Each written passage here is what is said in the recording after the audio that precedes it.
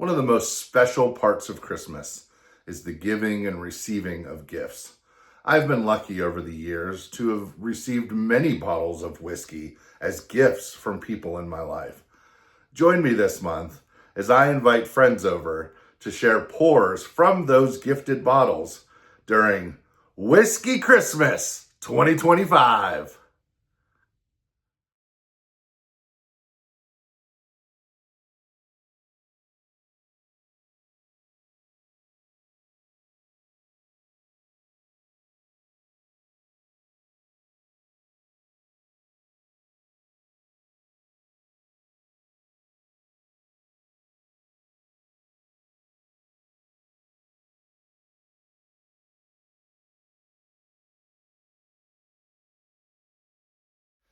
Welcome to week 5 of Whiskey Christmas 2025.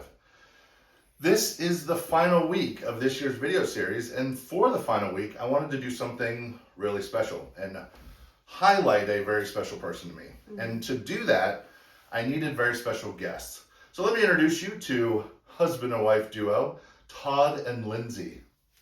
Hi. So the person that we are going to highlight today, I said it was special, right? This person not only paid for all the bottles that gifted me the bottles you're about to see, but kind of inadvertently purchased most of that. And that person is my wife.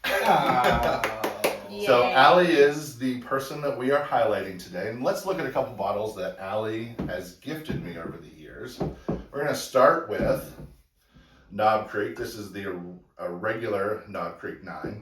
If you notice this bottle, this is another bottle of the Knob Creek 9 Single Barrel Reserve. I've actually been gifted this bottle by 3 different people. Oh. Not this bottle, but 3 different. No. Yeah, you get it. Yeah. This is the Michter's small batch. It's the US one. This is their flagship bottle. Put that one over there so I have enough room here. I'll save this one for last. Uncle Nearest, 1856. This is their first release. They have about 6 or 7 releases. And then lastly, this one, which is Rebel. This is a single barrel picked by Kyle Busch, my favorite NASCAR driver. I was going to say that's a NASCAR. Yeah. Most Rebel releases are 100 proof. But because they sponsor Kyle Busch's car and he drives number 8, this is 108 proof. Oh, yeah. How you like that for kitschy?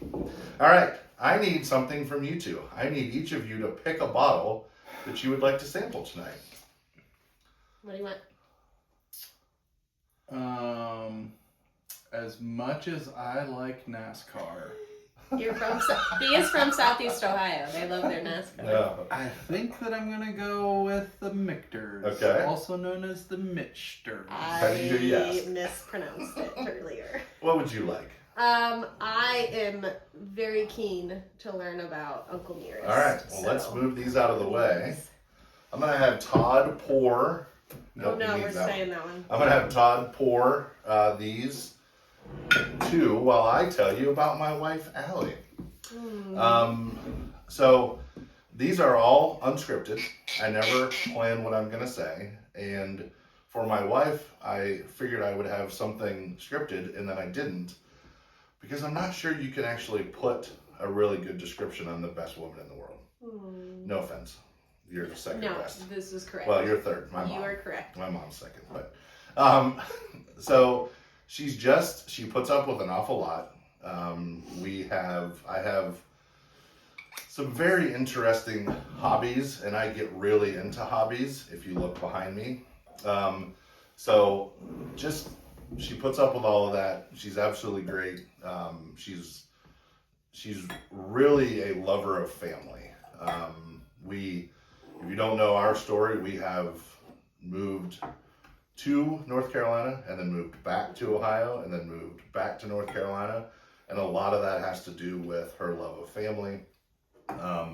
We're going to see them for Christmas, even though it's a 1,000-mile round trip. And that's the kind of person she is. When I met her, the very first thing that she did was kind of make fun of me And I wasn't trying to date her at that time, but that made me want to date her because she was so fascinating to me in the way that she was quick and she was smart, and she's got a lot more college than I do and a lot more degrees than I do, and she's the best, and I love her. So let's drink what she has gifted us. All right, which one's your which? In the Shirley glasses, we have the Mitchters. Don't call me Shirley. All right. The And then Uncle Nearest is in the 1856. In the Oak and Grist. Yeah. All right. We're starting. Shout out to Oak and Grist. Oh yes, visit. Yeah. So we'll roll them like proper gentlemen and ladies. What are we starting with? We're gonna work our way up in Shirley proof. Mitchter. So we're gonna start with the mixtures. The Mitchters. All right. Let me tell you a little bit about the mixtures. This is 91.4 proof. They do not release their mash bill, and they do not release an age statement. But online, this is usually around 4 years old when they release it. Michter's likes to have this thing where they have the oldest pot still in the whole United States. Oh. Still. The problem is it's just kind of kitschy because they just purchased. Michter's is a newer company in the last like 10 or 15 years. So what's established in 1753? That's the Still? that's the actual still. Fun story. I went to right back here. There's an Ohio distillery called, I forget it, Tom's Foolery, because the guy's name is Tom, and he actually helped Michter's find the still that is on here in Pennsylvania, sitting in a barn, had been in there for like 100 years. Wow. And so he helped them. When I toured Michter's in 2017, they were making their own whiskey, but the still was still sitting on a pallet.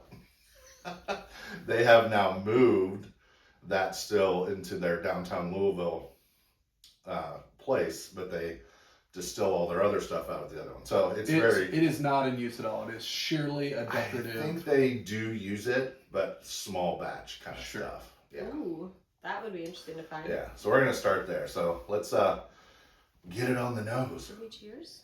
No, we're just smelling right now. No, Sam said No cheersing yet. Sorry.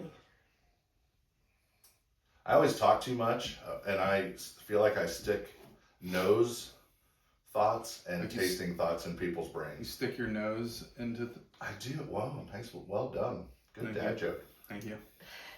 So what are you getting on the nose, friends? If you don't say anything, I'm gonna. It's not as strong as some of the other whiskeys smells that I've had before. A little bit of sweetness, maybe. Interesting. I get straw. Okay. Straw. I mean, bourbon is made out of grains. Yeah. So it's not. Oh, I just stuck my nose right in there. Sorry, I interrupted you. Yeah. So a lot of people will get grains and all that kind of stuff, and what they're getting what's coming off of those grains that are distilled. I am also getting sweet. Yeah. Kind of like Christmas cookie sweet. Not necessarily like a caramel or anything. But right. Yeah. Yeah. Almost like an icing. Getting a little bit of Christmas. Like Yeah. Like a sugar cookie icing. Yeah. I was just gonna say that. A sugar cookie straw icing.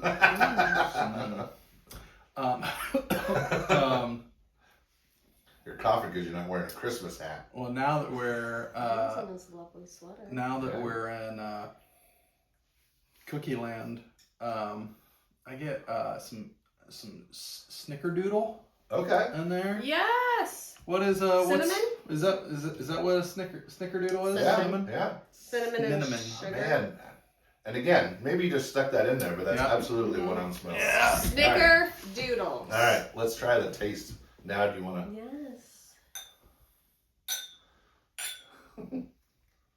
Remember, just a little bit first to get your tongue wet. I should ask you, is this your first whiskey or alcohol today? No alcohol today. This is it. Todd? Yep. We had dinner with our daughter beforehand. All right. So you want to get your tongue a little acclimated to the alcohol first, and then actually taste it.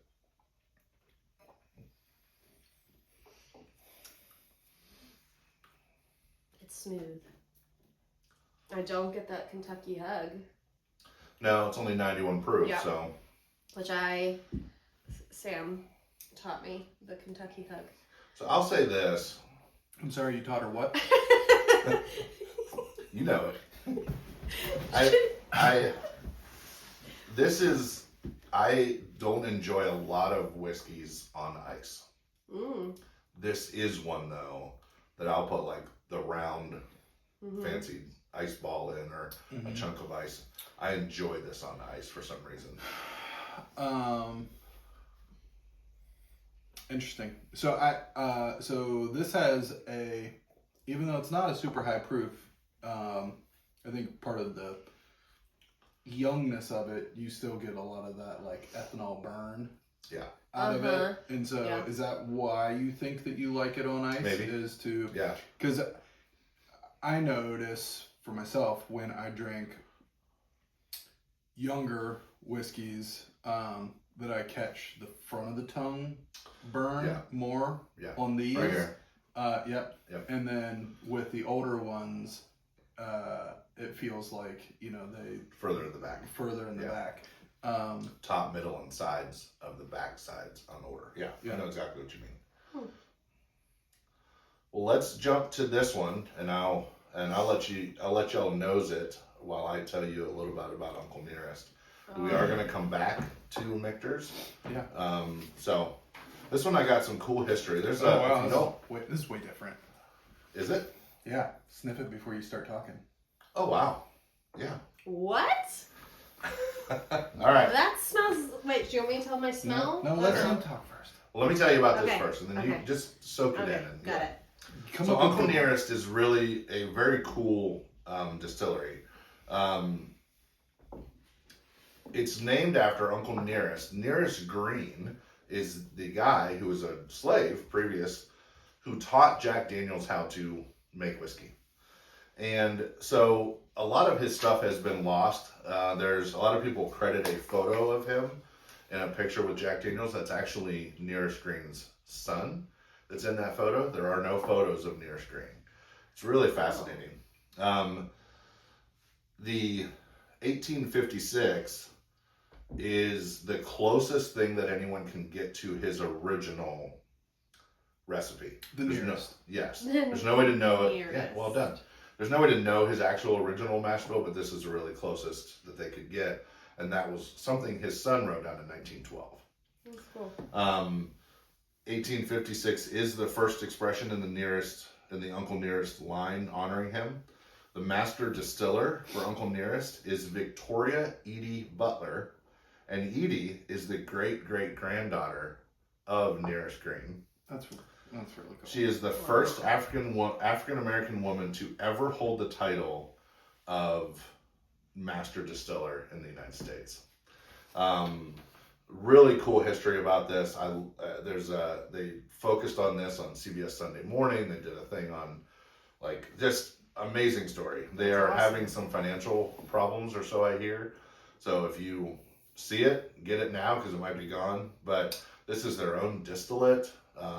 If you don't know anything about bourbon, folks at home, bourbon's got to be sitting around for 2 to 4 to 6 to 8 or however long, and you ain't making any money during that time. And they decided they bought some stuff their first couple of years and sourced barrels that they had purchased for 2 years just to get the capital to buy the farm where they make it on, and then they didn't sell anything for 2 years just to have their own distillate sold. Really amazing. I am thrilled with this pitch.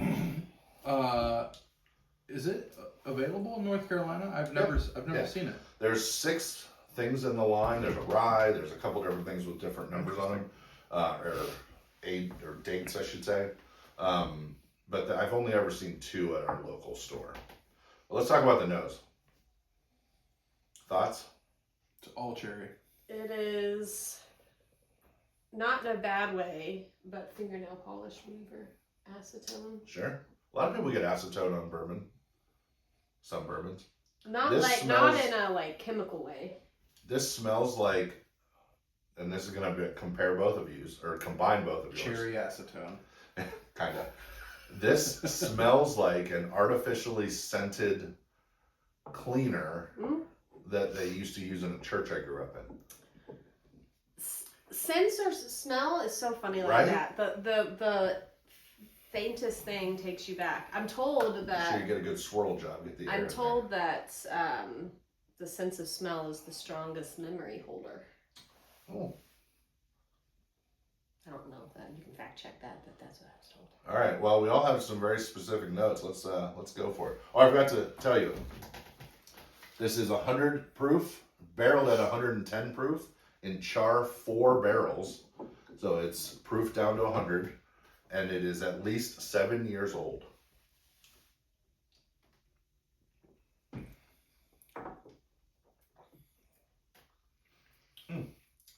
So this is my first time, folks at home, this is my first time having this as well. This was a brand new bottle. I had never opened it. So I am experiencing this the first time with both of you. We talk about where it hits your tongue. It stuck to my lips. This definitely has it's viscous. It's making my lips smack a little bit. Yeah. Mm-hmm. I think in the YouTube world they call that a mouthfeel. I'm pretty sure this is a baked good. I'm eating like a baked, like a baked cherry loaf or something. This is definitely sweeter than I expected it to be. Mm-hmm. At 7 years old, you kind of start to lend towards the leathers and that kind of stuff as you start to get at a certain age. But this is still very sweet. Like a fruit leather. Oh yeah. Look at you. This is You are cherry. full of it tonight. Cherry. This is why I saved you for week 5. I will say this: the nose does transfer to the palate. Yeah. Not for fully, but absolutely getting what I smelled. I'm tasting. Yeah. Did not get that here. Further back in the mouth. I mean, like it just hangs on the glass. Yeah. Too. Yeah. The legs. It's all over this glass. Yeah. I kind of love that you are tasting this for the first time with us. Yeah.